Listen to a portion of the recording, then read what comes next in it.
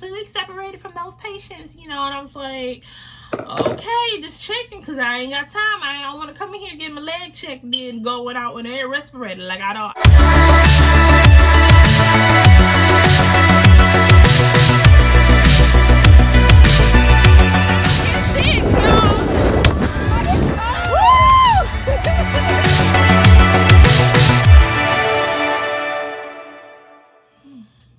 What's up, you guys? It's your girl Jazzy Angel. This is Jazzy Angel Show, and welcome back to my channel. So today we're going to be talking about, I don't really know what we're going to be talking about. We're just going to be talking and vibing and chilling and all that stuff.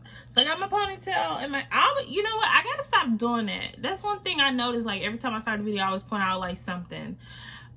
And I don't need to do that. I don't need to do it. But I feel like I have to do it, right? Like, I have to be like, yeah, I got my ponytail in today. So, but I do have my little top knot ponytail today. We rocking it. The last time you saw me, my hair was down, but it was already like halfway sweated out, like for real. And that was really it. But I did give you guys a length check, so stay tuned for that. Stay tuned for my hair routine, which probably won't be much, but stay tuned for it anyway. I guess the first thing I'm gonna talk about is that we're stuck in the house. We're stuck in the house. So our governor decided that she was going to extend our stay-at-home stay, and I was just like, okay, I'm here for it. So I'm actually excited, honestly, because I ain't really want to go out there in them streets anyway. I don't want to go out there in them streets dealing with the people. Okay, I ain't want to do it. Tell them I ain't want to do it anyway. So I'm cool with it. Thank you. Thank you. Okay, Governor Whitmer, whatever your name is, Governor Gretchen. Thank you. Okay. Anyway, I thank her. Okay, I don't want to go out there in them streets anyway. So today was speaking of that. So I got a call, right? So I was scheduled for an MRI.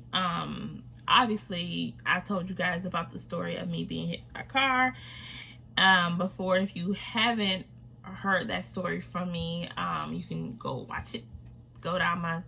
Go open up all my videos. You can check it out. It's story time, the time I got hit by a car.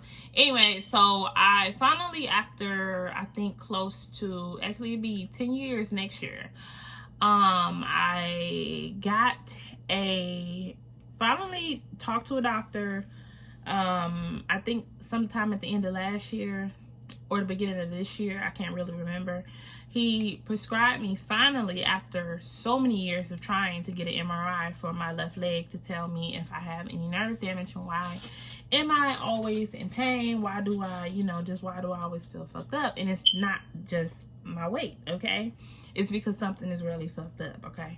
So anyway, make a long story short, they called me today and they told me that they are now accepting appointments. So my appointment is next month, and yeah. So if you guys want, well, I probably will take you along, like, whatever. Anyway, yeah, so I got my appointment for my MRI, and I could not be happier. I was actually excited. But what it was like, the lady was like, do you want to go to the main hospital, or do you want to go to the other hospital in another city that I'm not gonna name? And I was like, I don't know if I want to go to the main hospital, because the main hospital is the hospital, And she was like, oh no, we don't have those you're going to be completely separated from those patients, And I was like, okay, just checking, because I ain't got time. I don't want to come in here and get my leg checked and then go without an air respirator. Like, I don't have time for that, because I be at home in my crib chilling. Okay, I don't have time for that. So, but anyways, everything is fine. I'm gonna go. I can't wait. I'm excited to see what they say, and then take the next necessary steps that we have to take. Another thing is, because we're at home for another 15 so days or whatever, I realized at this point, I gotta stop eating. I gotta whole ass stop eating, okay? I gotta stop eating junk food. I gotta stop eating food in general. I gotta stop drinking pop. I gotta stop drinking everything that's not water.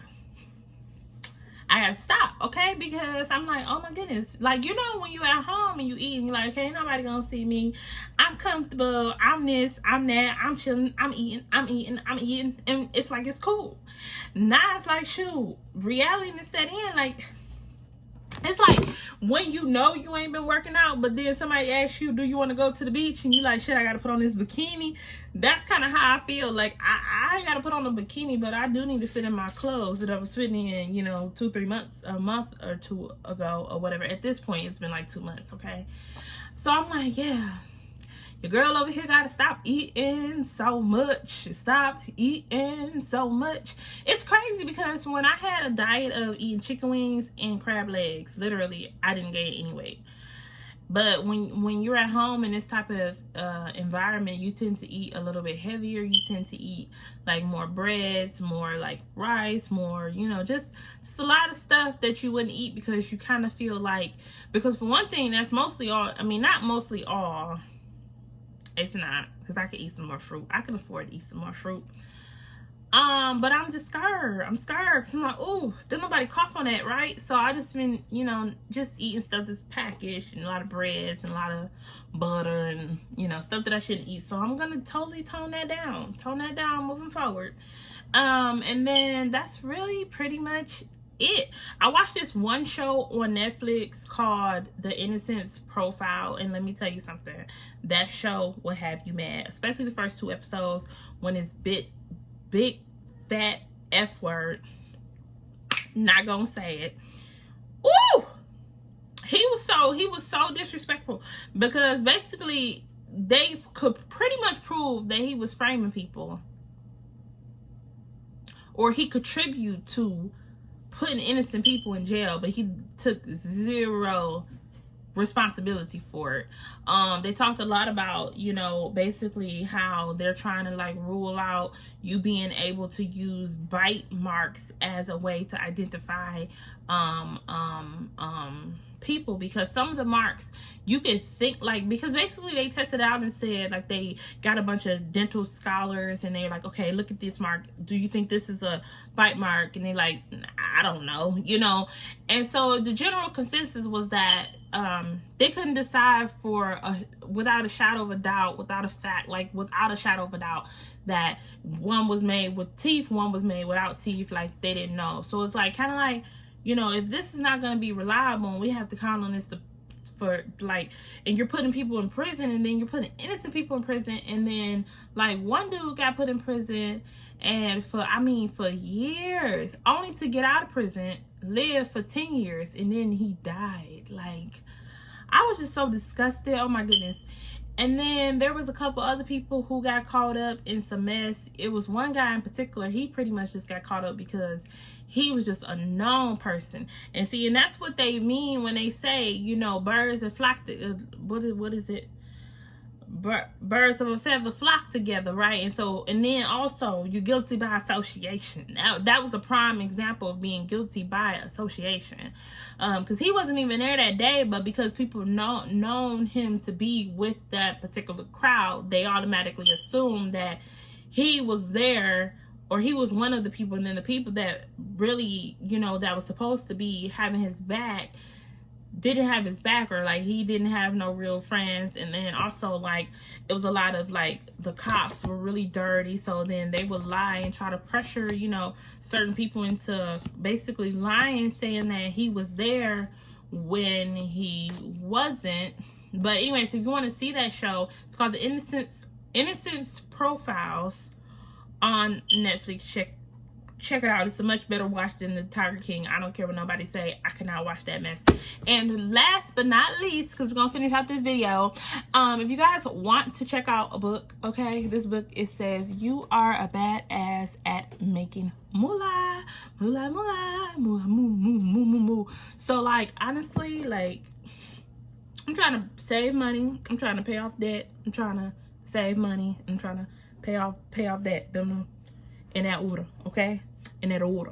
I'm trying to do all this before I go back to work. So this is a good read by Jen Sincero. I don't know how you say her name. Whatever. Check it out. Lessons that you can learn is uncover what's holding you back from making money. Give your doubts, fears, and excuses. Basically, take them, put them in the back door, right? Kick them out your head, whatever, right? It says relate to money in a new lucrative way. Shake up a cocktail of creations. I don't know what that means, but I guess, you know, come up with something creative. It can make you money, right? Tap into your natural abilities to grow rich. Basically what I'm doing, because I can talk, and I'm talking on YouTube, so hopefully one day it'll make me some money, right?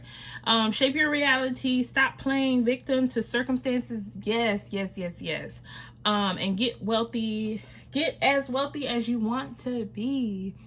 So yeah, if you want to check this book out, check it out. It's a great read. And also the lessons that you learn in this book, you can literally apply it to any part of your life, and you can be successful. Anyways, you guys, I hope you enjoyed this video. Please like, comment, subscribe, hit the notification button, follow me on follow me on IG. It's in the details. You know what I'm trying to say. It's in that detail box. That's gonna be, you know, the description. There's a description box, okay? It's Jasmine DQ _the_ angel. And yeah. Oh, and my new saying. I can't even remember my new saying. Oh, self-love is the best love. Peace.